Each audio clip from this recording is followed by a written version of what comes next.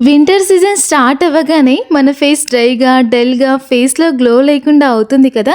Market creams అవసరం లేకుండా మన ఇంట్లో న్యాచురల్ ఇంగ్రీడియెంట్స్‌తో హోమ్ రెమెడీ చూపిస్తాను. లేడీస్‌కి గానీ, జెంట్స్‌కి గానీ వింటర్‌లో డ్రై స్కిన్ ప్రాబ్లమ్ ఉంటే ఈ ఫేస్ ప్యాక్ మాత్రం యూజ్ అవుతుంది అనుకుంటున్నాను.